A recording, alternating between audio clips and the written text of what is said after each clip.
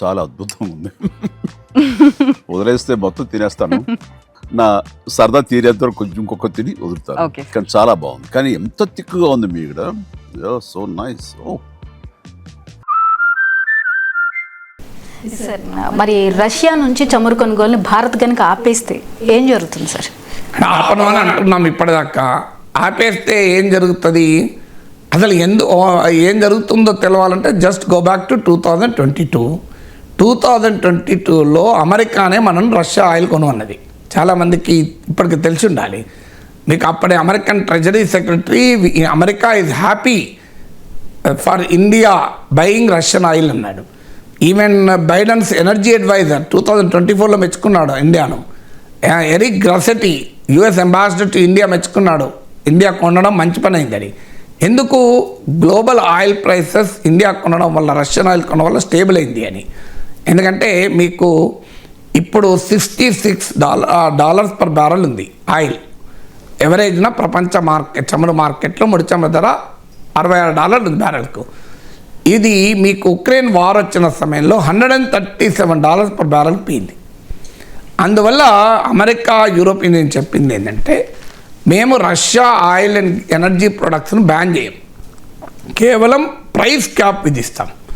అంటే $60 కన్నా లోపే మీరు ఎవరైనా కొనండి.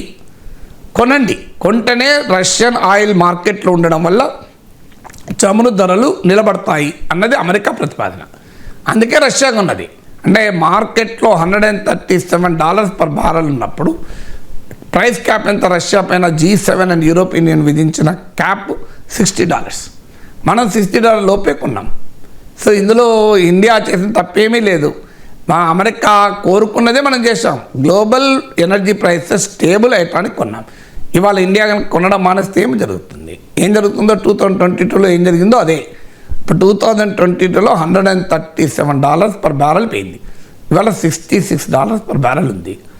అంటే ఇప్పుడు $137 మళ్ళీ పోతే డబుల్ అవుతుంది. కొంతమంది ఎక్స్పర్ట్ చెప్పేది $200 పర్ బ్యారెల్కి పెరుగుతుందని. ఎందుకంటే Russia is the second largest energy supplier in the world. మనకు అర్థం కాలేదు. ఆయిల్, గ్యాస్ ఇవన్నీ కలిపితే Russia is the second largest energy supplier. 11% world మార్కెట్లో రష్యా షేర్. సో ఒక్కసారి సప్లై తగ్గిపోతే ఏమవుతుంది? డిమాండ్ సప్లై మిస్ మ్యాచ్ వల్ల ధరలు పెరుగుతాయి. ఈ ధరలు పెరిగితే ఎవరికి లాభం? రష్యాకి లాభం, చైనాకి లాభం. ఎందుకు చైనాకి లాభం అంటే, ఇక ఇండియా కొనకపోతే రష్యా ఏం చేయాలి? అది కూడా చైనాకి అమ్ముకోవాల్సిందే కదా. ఇప్పుడు ఉదాహరణకు మన ఇరాన్ పైన అమెరికా ఆంక్షల వల్ల మనం ఇరాన్ ఆయిల్ కొంటలేము. మొత్తం చైనానే కొంటుంది. 90% ఏమో చైనా కొంటుంది. కారు చౌకగా కొంటుంది.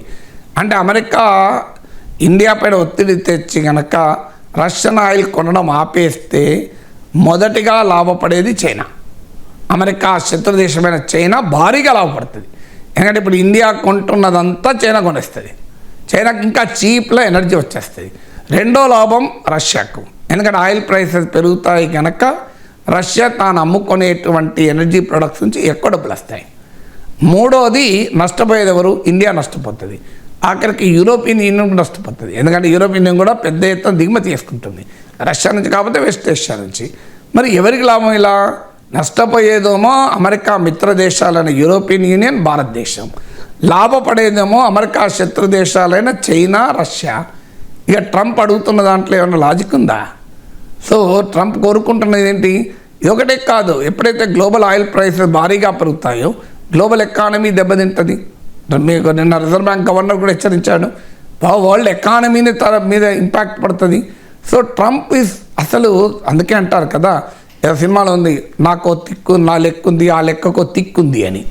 సో సారీ, నాకో తిక్కుంది, ఆ తిక్కకో లెక్కుంది అంటాడు. ట్రంప్ తిక్కకు లెక్క కూడా లేదు, అది బాధ.